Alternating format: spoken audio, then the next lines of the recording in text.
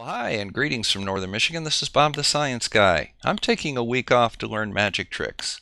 So in the meantime, let's have a look at this remastered version of Mark Sargent, Flat Earth Clues, Episode 12, Trusting Your Eyes.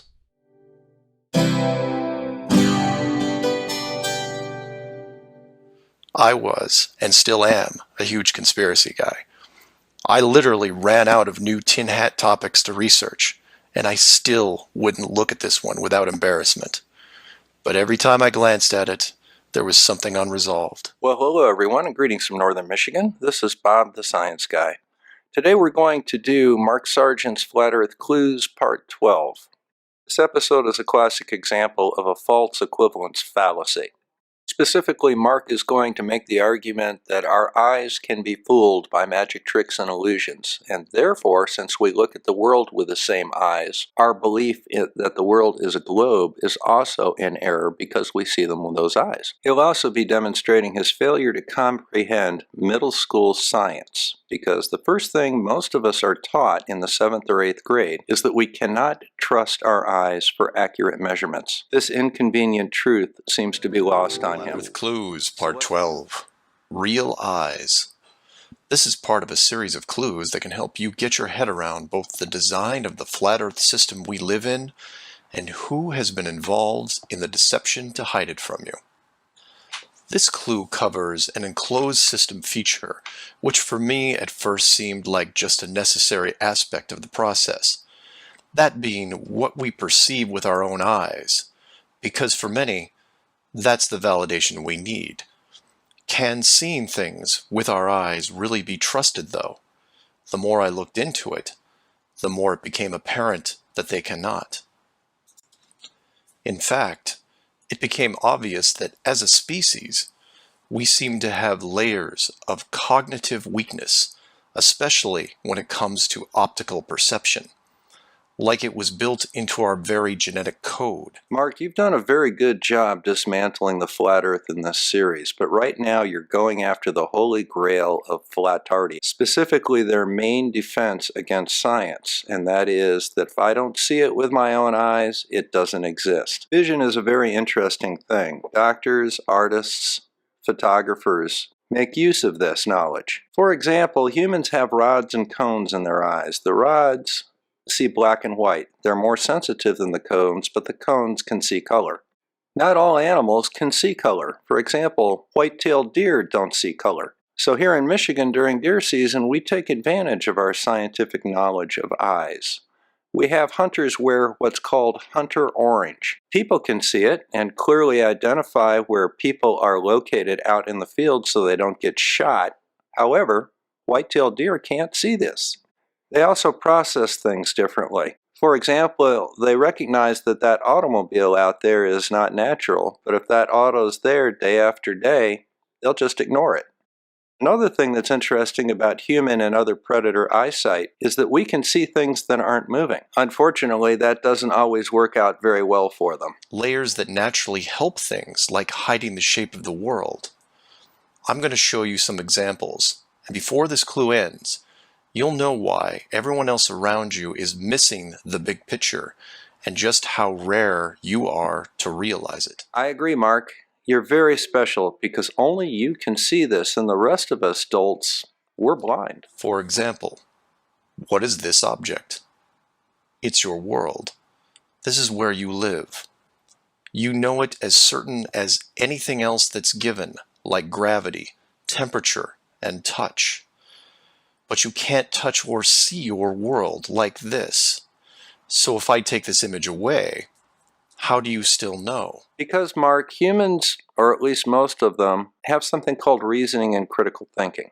For example, there's a thing called inductive and deductive reasoning. Let's start with deductive reasoning, or as it's more commonly known, a puzzle. With a puzzle, all the pieces are there. We just have to put them together, and then we have an answer. We can solve the puzzle. Now contrast this with a mystery, which is an example of inductive reasoning. In inductive reasoning, we never have all of the pieces, but we have enough of them to make a good inference as to what the answer is. Since you like television and movie references, Mark, this is how Wheel of Fortune is played. Anyone who has followed the clues so far know that I, for the most part, just use some slides and a narrative.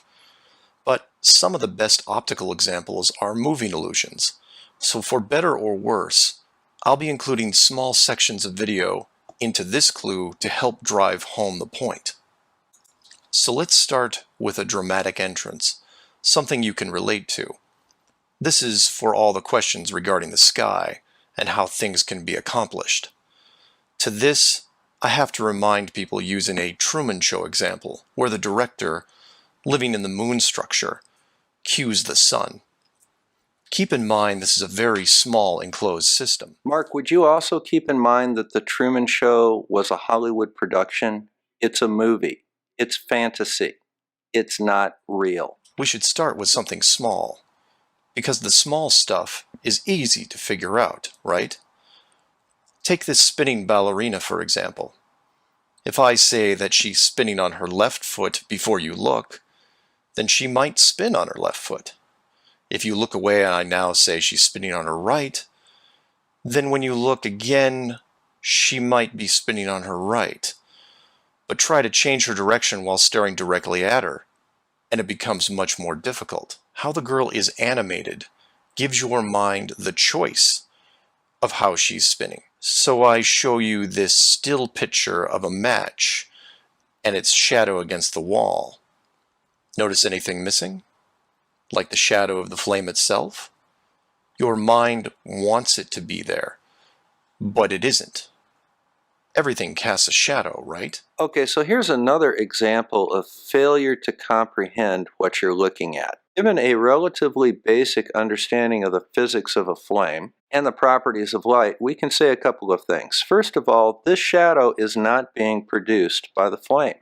The shadow is being produced by a strong light some distance from the lighter, and in the case of the lighter, that light is being distorted by the heat of the flame, and you can clearly see it as a shadow of the flame right there. And then there's the famous dress, which in real life is blue and black, but how it's photographed gives the human mind an option of seeing it in gold and white. You know what color it is because you can see it. But if someone else sees a completely different color, then who's correct? You know, I hate to tell you, Mark, but that dress does look white and gold to me. Could it just be me? Sure. But I think you will agree with me that it does have two distinct colors in it. Now, do we just rely on public opinion and majority rule to decide what colors those are?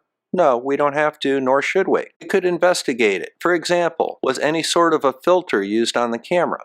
Was there special lighting? Is it ultraviolet film? These are things that we could investigate and find answers for. Finally, we could use instrumentation to measure the reflected wavelengths coming off that dress. That's one reason, Mark, that we don't rely on our eyes to make measurements. We have developed tools that are not fooled like our eyes are. Human eyes are easy to manipulate. Take this classic example. If you pause the video and stare at the 4 dots in the center for 30 seconds, then turn away and look at something white, then you will see a residual image of a bearded man. But that's not the trick. It's that the residual image is in color, even though you are staring at something black and white, showing you that your eyes can be conditioned in a relatively short amount of time. Well, we already had the discussion about Hunter Orange, but what Mark's alluding to right here is the fact that, for example, on the bridges of ships at night, we use red lights. And speaking of black and white, let's see if you can avoid a simple distraction. Focus on white and try to see how many passes are made by the white-colored team.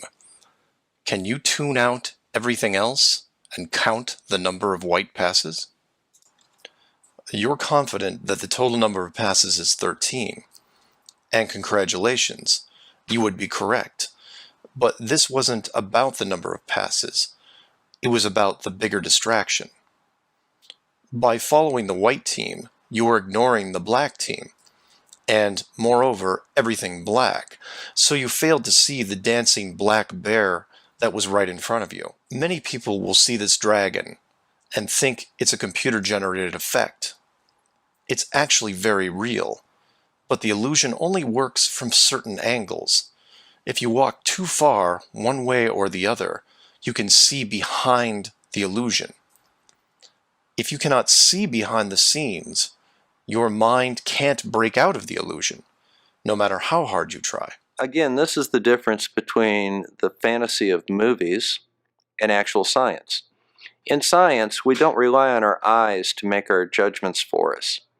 We rely on instruments. We rely on looking at things from multiple angles. We look at how things are related to the thing that we're evaluating. Can we still be fooled? Can we make wrong inferences? Sure. And that's why things are updated and reevaluated and undergo peer review. This is how science separates illusion from fact. And this then leads us back to something that shouldn't be a trick, but is. It's called the Mercator map. And you say that it's not a deception, it's a real map. How do you know this? Because it was on a wall in your school classroom? All geographers in the world know that this map is very wrong.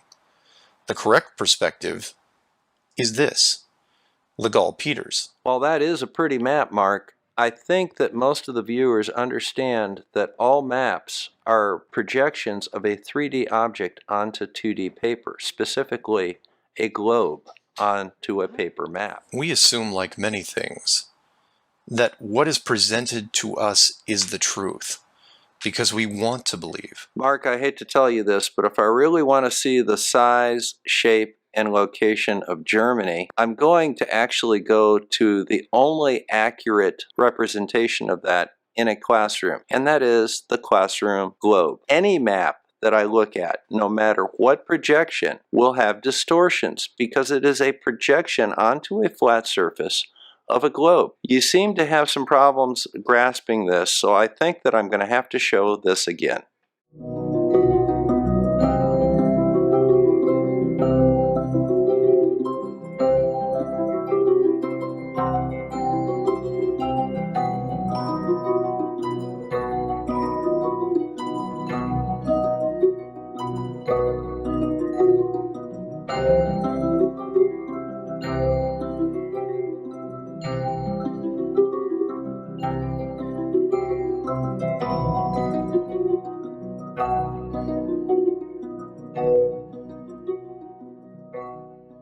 There it is, Mark, a globe. Everything is exactly the size it's supposed to be, where it's supposed to be, in relationship to everything else as it is supposed to be.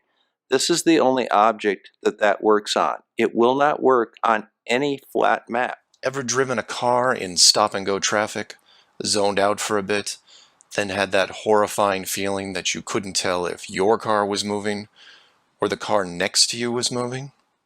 Quick glance at the speedometer resolves that quandary. University studies on motion perception have been done for years, and they determined if the movement was smooth enough, human beings couldn't tell the difference between our motion. Of course, that's why we use speedometers. This applies to cars, trains, basically any vehicle you may be in, maybe even one as large as the world itself. Well, maybe not. That's why we don't use our eye to determine our orbital speed or our rotational rate. We have instruments that, like this laser ring gyro, that can measure our rotation on the Earth at 15 degrees per hour. You get a speeding ticket. It's not because the police officer just thought you were going too fast and needed a ticket. He's probably got you on radar and has your speed down to a mile per hour number. This is not a guess your weight game at a carnival. We have scales that will tell us what our weight is. Coincidentally, those scales tell us that our weight is different depending on how far we are to the equator. That's due to the rotation of the Earth and centrifugal force. This is not a pre-technology society. We use instruments to tell us precisely what our eyes will not tell us. To be clear, you can't really tell if your car or train is moving. No one can. It's an assumption. So now tell me that you can feel your world spinning at 1,000 miles an hour, and rushing around the sun at 60 times that speed. You know, I agree with you on this point, Mark. We cannot feel the rotation of the Earth, although our instruments can clearly measure it, that our senses can be fooled. So why is it that the flat Earth always insists that nothing can be real unless they see it themselves? I applaud you for having the courage to go against prevailing opinion in the flat Earth world and realizing that instrumentation is more accurate than our senses. The problem you run into is all this instrumentation tells us not only are we rotating and orbiting, it tells us the Earth is a sphere. This is Bob the Science Guy, signing out from Northern Michigan. Hey guys, take a moment, hit that little like and subscribe button down there. These videos are getting thousands of views and hundreds of likes. Let's see if we can bring those numbers a little closer to the number of views. All right? We'll see you again soon.